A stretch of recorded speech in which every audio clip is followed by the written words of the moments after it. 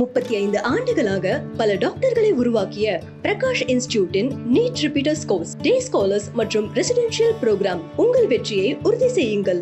எல்லாருமே சொன்னது இவ்வளோ பெரிய ஸ்டார் காஸ்ட்டை வந்து எப்படி ஒரு 2.5 மணி நேரத்தில் அகாமடேட் பண்ணுவீங்க? 248 250 கிட்ட ஓடுது படம். ஸோ எப்படி வெயிட்டேஜ் கொடுத்துருக்காங்க? அது வந்து உண்மையாக ரஜினி சார்கிட்ட தான் நம்ம பண்ணணும். மேலே ரஜினி சார் தான் பாராட்டணும்னு நான் சொல்லுவேன். ஏன்னா படத்தோட ஸ்டார்டிங்கில் ரொம்ப நேரமாக ரஜினி சாரை காட்ட மாட்டாங்க, எல்லாரோட இன்ட்ரோ தான் போயிட்டுருக்கோம். அதை தாண்டி படத்தில் நீங்கள் போயிட்டே இருக்கும்போது மற்றவங்களுக்கான ஸ்கோப்பை வந்து அந்த இடத்த கொடுத்துருப்பாங்க.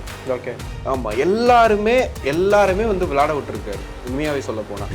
இது இன்னொன்று கேட்கணும் அப்படின்னா, இது வந்து எல்சியூ இல்லைன்னு சொல்லிட்டாங்க. நம்ம விக்ரமில் வந்து அந்த படம் முடிஞ்ச உடனே வர்ற அந்த ரோலெக்ஸ் கேரக்டர் வந்து எங்கேயோ கொண்டு போயிடுச்சு படத்தை. ஸோ எல்சியூ இல்லாமல் இருக்கிறது வந்து இந்த படத்துக்கு எப்படி ஃபீல் ஆகும்? கொஞ்சம் லைட்டாக இருக்கா? ஃப்ரீயாக பண்ண முடியுதா? ஆக்சுவலி எல்சியூ இல்லாமல் இருக்கிறது நல்லது தான் அந்த படத்தை பொறுத்தவரை. ஃபோர்ஸ்டாக இல்லை உட்காந்து நீங்கள் வந்து எல்சியூவில் இருக்குது நீ பாரு அப்படின்ற மாதிரி இல்லாமல். ஆனால் எனக்கு என்ன தோணுச்சு அப்படின்னா, இந்த கேரக்டர் இருக்குல்ல, ரஜினி சார் கேரக்டர், அந்த விஷயங்கள் இருக்குல்ல, இந்த கேரக்டர் மட்டும் தனியாக கொண்டு போய் நீ எல்சியூவில் ஜாயின் பண்ணிக்கலாம். ஆனால் ஆல்ரெடி பண்ண எல்சியூக்குள்ளே இது வராது. இப்போ இந்த ரோலெக்ஸ் வந்ததோ அந்த மாதிரி வந்திருக்க வேண்டியது அமீர் கானோடது. அதை முன்னாடியே சொல்லி கொஞ்சம் அதை சொல்லாமல் நீங்கள் யோசிச்சிங்களா? நான் படம் பார்க்கும்போது நினச்சேன், இதை ஏன்டா ஃபஸ்ட்டே சொன்னீங்க, சொல்லாமல் இருந்தால் அந்த சீன். ஏன்னா ஒரு இன்ட்ரோ எடுத்திருக்காருங்க ஒவ்வொரு ஆளுக்கும். உண்மையில இந்த இன்ட்ரோக்காகவே கொடுத்த காசு ஒர்த்துன்ற மாதிரி இருக்குங்க. அது போக எனக்கு ரொம்ப பிடிச்சது நாகார்ஜுனாவோட கேரக்டர். ரொம்ப அந்த டிசைன், அவர் அந்த காட்டின விதம், அதாவது ஒருத்தங்களை சும்மா காட்டிட முடியாதுல்ல. இவ்வளோ தூரம் ஒருத்தன் சொத்து வச்சிருக்கான், இவ்வளோ பண்ணுறான் அப்படின்னா அவன் எப்படி இருப்பான், அவனோட லுக் எப்படி இருக்கும், நடை உடை பாவனை எப்படி இருக்கும், அது அப்படியே இருந்துச்சு. 50க்கும் மேற்பட்ட உலக நாடுகளில் 100 கோடிக்கும் அதிகமான ஆகாயம் தமிழ் பார்வையாளர்களுக்கு பேரன்பும் திருநன்றி. சொல்லுங்க. வந்து படம் பார்த்துட்டு வந்துட்டீங்க, இதுக்கப்புறம் தான் படம் பார்க்க போறோம். ரொம்ப கஷ்டமா இருக்கு, ஸ்பாயிலரா போட்டுக்கிட்டே இருக்காங்க. அவங்ககிட்ட தப்பிச்சு அவர் மாதிரி அப்படியே தெளிவா தயவு செஞ்சு ட்விட்டர் போயிடாதீங்க, இன்ஸ்டாகிராம், ஃபேஸ்புக் எதையும் போகாதீங்க, வாட்ஸ்அப் போனே பார்க்காதீங்க. போன் இந்த மாமா கால் பண்ணுவாங்க, சிங்கப்பூர் மாமாக்கள், அது மாதிரி காலையில பார்த்து அந்த மாமாஸ் கால் பண்ணுவாங்க. யாருக்கிட்டையும் பேசாதீங்க. படத்தை போய் நீங்க தியேட்டர்ல எந்த எக்ஸ்பெக்டேஷன் எல்லாமே பாருங்க. ஓகே, இப்போ வந்து படம் பார்த்துட்டு வந்துட்டீங்க, ஸ்பாயிலர் இல்லாம படம் எப்படி இருக்கு அப்படின்னு எனக்கு சொன்னீங்க. படம் வந்து எப்படி இருக்கு அப்படின்னா, உண்மையா சொல்லணும் அப்படின்னா, இந்த எக்ஸ்பெக்டேஷன் ஒரு விஷயம் இருந்துச்சுல்ல, இந்த ஒரு 10 டேஸா ஒரு பயங்கர ஹைப் இருந்துச்சுல்ல. இந்த ஹைப்போட நீங்க படம் பார்க்க போறீங்க அப்படின்னா நீங்க ரஜினி ஃபேனா இருக்கணும். நீங்க ரஜினி ஃபேனா இருக்கீங்க, இந்த ஹைப்போட போறீங்க அப்படின்னா அந்த படம் உங்களுக்கு ஓகே, நல்லா தான், எனக்கு சூப்பராக இருக்குது அப்படின்ற மாதிரி இருக்கும். மற்றபடி வந்து லோகேஷ் கனகராஜ் இந்த 1000 கோடி இந்த விஷயத்துக்குள்ளே கொண்டு போய் இந்த படத்தை திணிச்சிங்க அப்படின்னா படம் பார்க்க போகிறேன், மோனிகாக்கா படம் அப்படிங்கிற ஆளுங்க இருக்காங்கல்ல. ஆனால் உண்மையாக சொல்ல போனால் அவங்கவுங்களும் சாட்டிஸ்ஃபை பண்ணிருச்சு. அவங்களுக்காக போனேன், இவங்களுக்காக போனேன்றலாம் சாட்டிஸ்ஃபை பண்ணிருச்சு. ஆனால் ஓவராலாக படமாக பார்க்கும்போது த பிளாஸ்ட் அப்படிங்கிற மாதிரிலாம் யோசிச்சுக்கிட்டு போக வேணாம். அது வந்து நான் ஃபஸ்ட்டு சொல்கிறது. மற்றபடி பார்த்தீங்கன்னா படம் வந்து நல்ல படமாக தான் இருக்குது. இவங்க சொல்கிற மாதிரி அவங்க சொல்கிற மாதிரி இப்படின்ற மாதிரிலாம் கிடையாது. உண்மையாக லோகேஷ்னால எந்தெந்த விஷயங்களை கொண்டு வர முடியுமோ அதை கொண்டு வந்திருக்காரு. குறிப்பாக ரஜினி சார் இந்த படத்தில் வந்துட்டு இதுக்கு முன்னாடி ஜெயிலரில் பார்த்தோம் இல்லையா, அதில் வந்துட்டு ஃப்ரேம்லாம் இவ்வளோ தான் வச்சுருப்பாங்க. மேக்ஸிமம் வந்து அவர் ரொம்ப ஒர்க் பண்ண விட்டுருக்க மாட்டாங்க. இந்த வாக்கு அதிலே தான் போயிருக்கும், ரொம்ப சிம்பிளான டயலாக்ஸ் இருந்திருக்கும். ஆனால் இதில் பயங்கரமாக ஒர்க் பண்ண வச்சுருக்காங்க. அது குறிப்பாக அன்பறிவு மாஸ்டர் படத்தில் ஃபைட்டுனா நிறைய ஃபைட் இருக்கு. ஒவ்வொரு ஃபைட்டுக்குமே அவர் ஒர்க் பண்ண விதம் இருக்குல்ல, அதை நீங்கள் ஸ்க்ரீனில் பார்க்கும்போது ஏ சர்டிஃபிகேட்டுக்கு வந்து எனக்கு என்ன தோணுச்சுன்னா, இதை விட ரத்தம் பார்த்துருக்கோம். ஓகே, பட் இதில் என்னன்னா அந்த ஒன்றும் இல்லை, பிளர் பண்ணுவாங்கல்ல, நெஞ்சில் குத்திட்டான பிளர் பண்ணுவாங்கல்ல, அந்த மாதிரி பிளர் பண்ணல. மற்றபடி எல்லாத்தையும் ஓப்பனாக காட்டுறாங்க. அதுக்காக ஏ சர்டிஃபிகேட்ன்ற மாதிரி தான் இருந்துச்சு. எதையுமே திணிச்ச மாதிரி இல்லை. அங்கங்கே தேவையான இடங்கள்ல தேவையான விஷயங்கள் வச்சுருந்தாங்க. பூஜா ஹெக்டே சாங் மட்டும்தான் மிஸ்பிளேஸ்டா இருந்துச்சு அப்படின்ற மாதிரி. எஸ், அந்த இடத்துல வந்து அது அந்த சாங் வந்து அவசியமா அப்படின்ற மாதிரி இல்லை. அது லோக்கி படங்கள்ல வந்துட்டு சாங்கே இருக்காது. அதுல அந்த இடத்துல வந்துட்டு இந்த எப்பவுமே ஒரு கேங்ஸ்டர் படம்னா ஒரு கேங் ஏதாவது பிளான் பண்ணும் போது ஒரு ஐட்டம் சாங் போயிட்டு இருக்கும்ல, கிட்டத்தட்ட அந்த மாதிரி கொண்டு வந்து இறக்கியிருக்காங்க. பிரபாகரன் காலத்துல இருந்து வரக்கூடிய ஒரு நடைமுறை ஆட்டமா தேரோட்டமா அந்த மாதிரி வந்து அதை திணிச்சாங்க.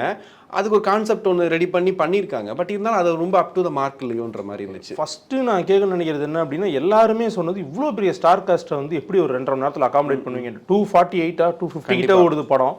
ஸோ எப்படி வெயிட்டேஜ் கொடுத்துருக்காங்க? அது வந்து உண்மையாக ரஜினி சார்கிட்ட தான் நம்ம பண்ணணும். மேலே ரஜினி சார் தான் பாராட்டணும்னு நான் சொல்லுவேன். ஏன்னா படத்தோட ஸ்டார்டிங்கில் ரொம்ப நேரமாக ரஜினி சாரை காட்ட மாட்டாங்க, எல்லாரோட இன்ட்ரோலாம் போயிட்டுருக்கோம். அதை தாண்டி படத்தில் நீங்கள் போயிட்டே இருக்கும்போது மற்றவங்களுக்கான ஸ்கோப்பை வந்து அந்த இடத்த கொடுத்துருப்பாங்க. ஓகே, ஆமாம், எல்லாருமே வந்து விளையாட விட்டுருக்காரு உண்மையாகவே சொல்ல போனால். இப்போ நினச்சிருந்தா ஃபுல் அண்ட் ஃபுல் இவரே ஒர்க் பண்ணுற மாதிரி இவரே பார்க்குற மாதிரி இருந்திருக்கும். ஆனால் அந்த ஸ்பேஸை வந்து இவர் கொடுத்துருக்காருன்னு தான் எனக்கு தோணுச்சு. லோக்கி அதை அழகாக ஹேண்டில் பண்ணியிருக்காரு. இத்தனை பேரையும் வந்து இன்ட்ரோ கொடுக்கணும், அவங்களுக்குள்ள ஒரு கதை இருக்குது, ட்விஸ்ட் அண்ட் டர்ன்ஸ் இருக்குது, அவங்கள பற்றின ஒரு ஃப்ளாஷ்பேக் இருக்குது, இதெல்லாத்தையும் கொண்டு வந்து சேர்க்கணும்ல, அது ரொம்ப அழகாக பண்ணியிருக்காரு. அதில் ஒரே ஒரு விஷயம், உபேந்திரா வந்துட்டு ஒரு மாசான எலிமெண்ட்டாக யூஸ் பண்ணியிருக்காரு. அது எந்த அளவுக்கு அவங்களுக்கு கனெக்ட் ஆகும்னு தெரியல. ஏன்னா அவரோட ஆடியன்ஸ் நிறைய பேர் இந்த படத்தை எக்ஸ்பெக்ட் பண்ணி வந்திருப்பாங்கல்ல, அவங்களுக்கு எந்த அளவுக்கு கனெக்ட் ஆகும்னு தெரியல. மற்றபடி மொத்தமாக பார்க்கும்போது எல்லாருக்கான ஸ்பேஸ் வந்து ரொம்ப அழகாக கொடுத்துருக்காரு. ஓகே. அண்ட் மியூசிக் பற்றி சொல்லணும், ஏன்னா ஆரம்பத்துலேருந்தே வந்து இந்த படத்துக்கு பெரிய ஹைப் இருக்குது வந்து அனி தான். இதாட்டி அவர் வேறு அந்த 10 சிட்டாருங்க, அந்த எமோஜி வேறு போடலை, உண்மையாகவே பிரிச்சுட்டாரு. உண்மையாகவே பார்த்து அந்த படத்தோட முக்கியமான பலம் எதுன்னு கேட்டிங்கன்னா, ஒரு பக்கம் ரஜினி சார், லோகேஷோட ஸ்க்ரீன் பிளேன்னு சொன்னீங்கன்னா, இன்னொரு பக்கம் வந்து அனிருத்தோட மியூசிக் தான். அதுவும் குறிப்பாக வந்துட்டு இதை சொல்லலாம், ஸ்பாயிலர் கிடையாது. செகண்ட் ஹாஃப்ல ஒரு இடம் வருதுங்க. இல்லைங்க, ஒரு இடம்னா அந்த சீனை சொல்ல மாட்டேன், அதான் சீனை சொல்ல மாட்டேன். ஒரு இடம் வருது, அதில் ஒரு வேலை வந்து அனிருத் பார்த்துருக்காரு. ஒரு 20 மினிட்ஸ் கிட்ட இருக்கும் அந்த விஷயம். அதில் நீங்கள் ஃபைட்டு ஹீட்டெல்லாம் ஒரு பக்கம் விட்டுட்டு பார்த்தீங்கன்னா, அந்த க்ளோஸ்அப் ஷாட்ஸு நிறைய விஷயங்கள் இருக்குது. அது வந்து சர்ப்ரைஸ் தான் உண்மையாகவே. உண்மையிலே வந்துட்டு இவங்க என்னதான் ரிவீல் பண்ணி அப்படிலாம் நீங்கள் வந்துட்டு ட்விட்டர்லேயே பார்த்துட்டே போனாலுமே, நீங்கள் தியேட்டரில் பார்க்கும்போது அது மூமெண்ட்டு தாங்க பயங்கரமாக வந்து குக் பண்ணியிருக்காரு. இன்ட்ரோல் பிளாக் ஆப்வியஸ்லி வந்துட்டு லோகேஷோட இன்ட்ரோ எப்படி இருக்குன்னு தெரியும்.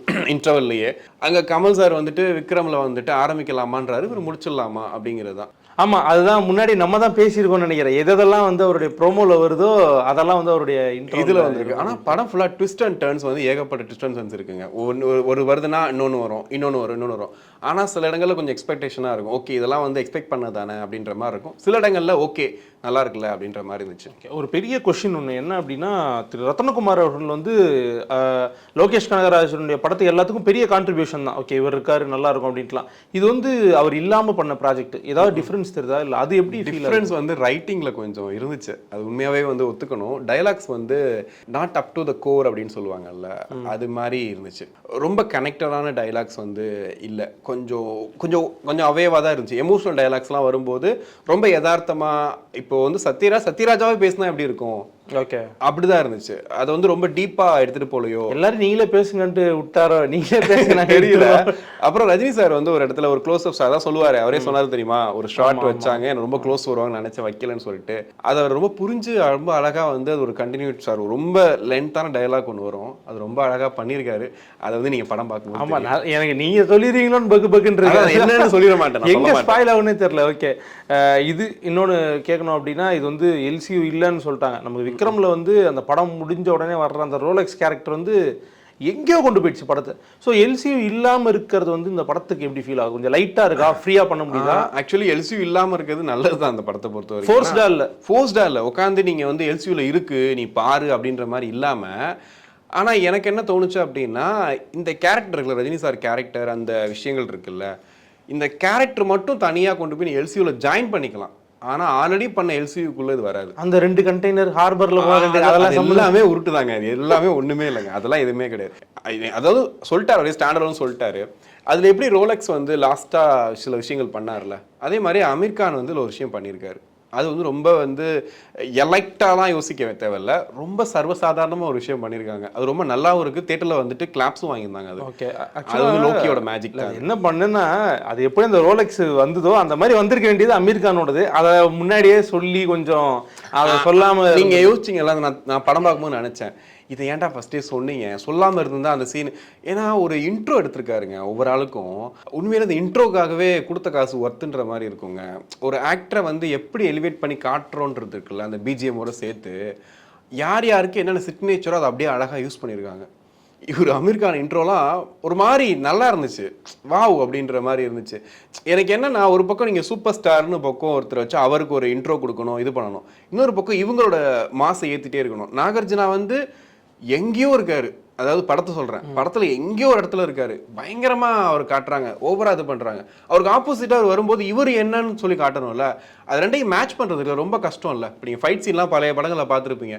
இவர் வந்து வில்லனு, பிரபு ரஜினி இப்போ ஃபைட் பண்றாங்கன்னா, பிரபு ஒரு குத்து குத்துனா ரஜினி ஒரு குத்து குத்தணும், அப்படி மாத்தி மாத்தி குத்துனாதான் ஆடியன்ஸ் ஒத்துப்பாங்கன்னு சொல்லுவாங்க. அது இன்னும் ஃபாலோ பண்றாங்க. ஆனா நான் எதுல சொல்றேன்னா, அந்த மாஸ், இந்த 2 பேரும் ஃபேஸ் ஆஃப் பண்ற சீன்ஸ்லாம் இருக்குல்ல, அதில் வந்து ரொம்ப யாருக்கும் அதிகமாகவும் யாரும் கம்மியாகவும் போகாமல் பார்த்துக்கிட்டாங்க. இவரெல்லாம் இவ்வளோ மாசாக காட்டுறாங்க, இவர் ரொம்ப டம்மியாக காட்டுறாங்கன்னா அப்படிலாம் கிடையாது.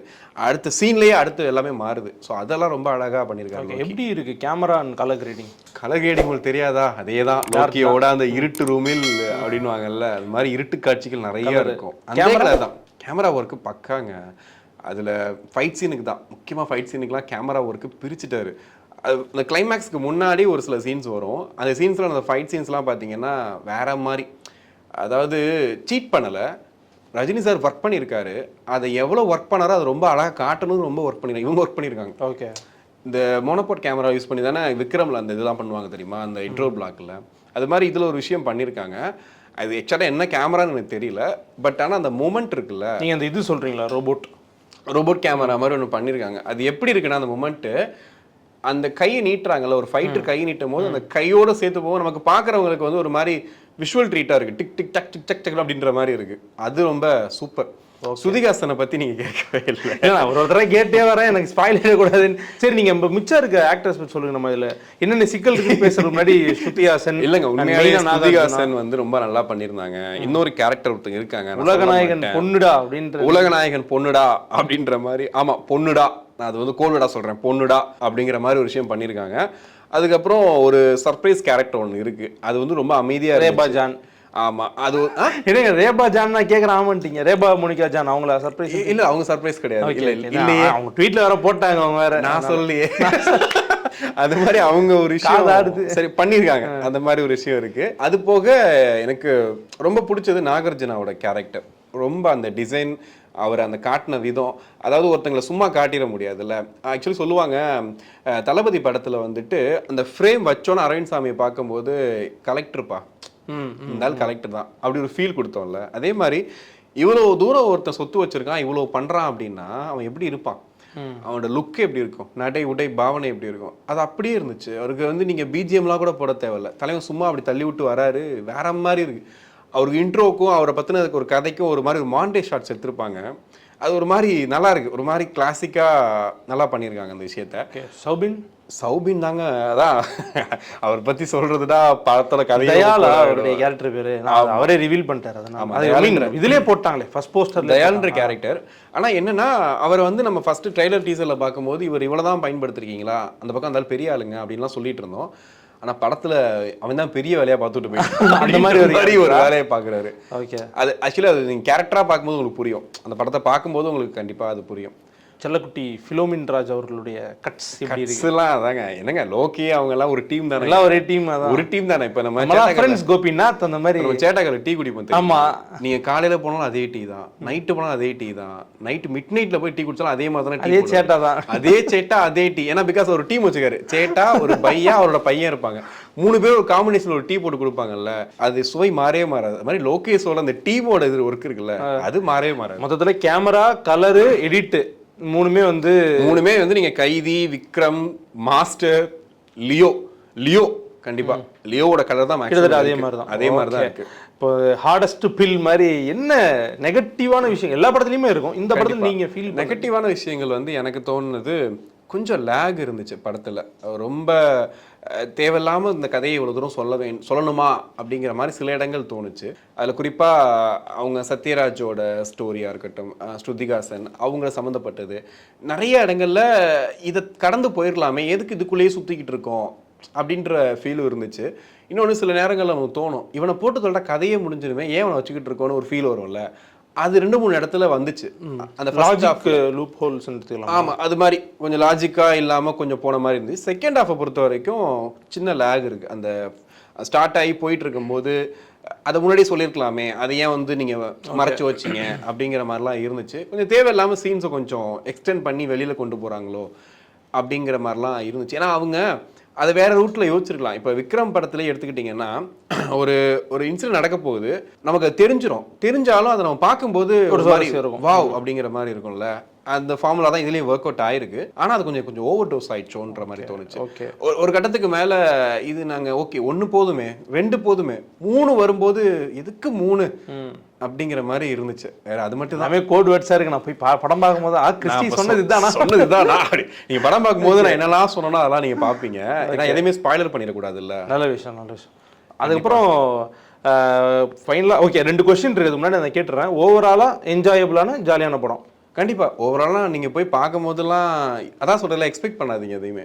ஓகே, நீங்க இந்த 1000 கோடி அந்த பிரச்சனைலாம் சன் பிக்சர்ஸ் பார்த்துப்பாங்க. அதெல்லாம் யோசிக்காம ரஜினி சார் படம் லோக்கியோட காம்பினேஷன் எப்படி இருக்கு, ரஜினி சாரை எப்படி யூஸ் பண்ணியிருக்காரு, படத்துல அனிருத் என்ன ஒர்க் பண்ணியிருக்காரு, எப்படிலாம் அவங்க வேலை பார்த்துருக்காங்க, இதுதான் லோக்கியோட படத்துல வந்து ரஜினி சார் என்ன பண்ணியிருக்காரு, அதுதான் படம், அதான் சம்பவம். ஓகே, தாண்டிலாம் யோசிக்க தேவை. ஓகே, நான் 2 ஸ்பாய்லர் கேட்க போறேன். யாருக்கெல்லாம் ஸ்பாய்லர் வேணாமோ இந்த வீடியோ ஸ்டாப் பண்ணுறேங்க. ஸ்பாய்லர் கேட்டால் ஓகேன்றவங்க மட்டும் இது கேளுங்க. 2 ஸ்பாய்லரு. படம் வந்து சைஃபை படமா சொல்ல முடியாதா? சரி ஓகே, விட்டுருவோம். அப்போ படத்துல எஸ்கே இருக்காரா இல்லையா? இல்லைங்க, 2 விஷயமே நான் 2 விஷயத்துல ஓப்பனாவே சொல்லலாம். இது ஃபர்ஸ்ட் செகண்ட் क्वेश्चन ஈஸியா சொல்லிரலாம். இல்ல எஸ்கே இல்ல. அது एक्चुअली அது உள்ள போயும்போது பயம் இருந்துச்சு. நான் எக்ஸ்பெக்ட் பண்ணங்க. அது एक्चुअली எஸ்கே இருந்திருந்தா கஷ்டங்க, அகாமடேட் பண்ண முடியாது, ரொம்ப கஷ்டம். உண்மையா சொல்றேன். ஏன்னா இங்க ஒரு 10 எரியுது ஸ்கிரீன் பிளே, அங்க வந்து வேலைக்கே இருக்காது. அது வந்து வேற மாதிரி. அது வந்து அந்த அதான் சொன்னேன் 20 மினிட்ஸ் சொன்னேன். 20 மினிட்ஸ் ஒரு வேலை பார்த்துருக்காங்க. அந்த வேலையில ரொம்ப ரொம்ப நல்லா வேலை பார்த்துருக்காங்க. எல்லாத்தையும் பார்த்து ஒரு வாய்ஸை கூட வந்து ரொம்ப ஈஸியா யாருக்கும் வந்துட்டு இது பண்ணிடக்கூடாதுன்னு ரொம்ப அழகா பார்த்துருக்காங்க. அங்க வந்து நீங்க வேற யாரையாவது வச்சிருந்தீங்கன்னா கஷ்டமா இருக்கும். அது எஸ்கேக்கும் கஷ்டம், ரஜினி சார் கஷ்டம். ஸோ அதனால எஸ்கே கிடையாது. அது வந்து என்னன்னா அது மாதிரி எப்படின்னா இப்போ பிரியாணிக்கு இல்லைங்க கேட்டுக்கிட்டு நாங்கள் பிரியாணி சாப்பிடும் போது கொஞ்சமா வந்துட்டு நம்ம கிராம்பு கிம்புலாம் எடுத்து அது இல்லைங்க, பிரியாணி சாப்பிடும் போது அந்த இது தயிர் பச்சடியும் கத்திரிக்காய்ல அது மாதிரி வச்சுக்கோங்க. அந்த மாதிரி அது மாதிரி தொட்டுருக்காங்க. அதுக்காக மொத்தமா அதான் அப்படிலாம் கிடையாது. நைட்டு போய் கொஞ்சம் தொட்டுட்டு உங்களுக்கு நான் டெஸ்ட் அனுப்புறேன். அதை நான் சொன்னதை கூட யோசிப்பீங்க, இதை இங்க தொட்டிருக்காங்க. அதெல்லாம் கிடையாது, தொட்டிருக்காங்க. அந்த வேலையெல்லாம் பார்த்துருக்காங்க. 2 இடத்துல வந்துட்டு அதை வந்து அவரே வந்து சொல்லியிருக்காரு. இது லாஜிக்கெல்லாம் போயிடுமோ, ஆடியன்ஸ் யோசிக்க ஆரம்பிச்சிடும், என்னடா அவன் கதை விடுறான் அப்படின்ற மாதிரி ஆயிடுமோன்னு சொல்லிட்டு அந்த டைலாக்காக வச்சிருக்காரு அவர். ஸோ அது வந்து எனக்கு நல்ல விஷயம். ஓகே சூப்பர் அப்படிங்கிற மாதிரி இருந்துச்சு. ஆனால் அதான் சொல்கிறேன்ல, யூஸ்வல் படம் தான், யூஸ்வல் டெம்ப்ளேட், யூஸ்வலான படம். ரஜினி சாரோட அந்த பரட்டைன்னு ஒரு கேரக்டர் இருக்கும்ல, அந்த மாதிரி ஒரு தீ மாதிரி ஒரு அந்த மாதிரி படம். அதோட அப்படியே விட்டுடலாம். இது தேவையில்லாம வந்து இதுக்குள்ள அதுக்குள்ள அந்த கான்செப்ட்ல வர தேவை கிடையாது. ஓகே, படத்தை பார்த்துட்டு என்ஜாய் பண்ணுங்க. கண்டிப்பா படம் ரொம்ப நல்லா இருக்கு. இப்போ என்ஜாய் பண்ணுங்க. தயவு செஞ்சு ட்விட்டர்லாம் இதுலையும் பார்க்காம போங்க. அப்பதான் படத்துல பாதி ட்விஸ்டாவது உங்களுக்கு வந்து வாவ் அப்படி தோணும். 35 ஆண்டுகளாக பல டாக்டர்களை உருவாக்கிய பிரகாஷ் இன்ஸ்டிடியூட்டின் நீட் ரிப்பீட்டர்ஸ் கோர்ஸ், டே ஸ்காலர்ஸ் மற்றும் ரெசிடென்ஷியல் ப்ரோக்ராம். உங்கள் வெற்றியை உறுதி செய்யுங்கள்.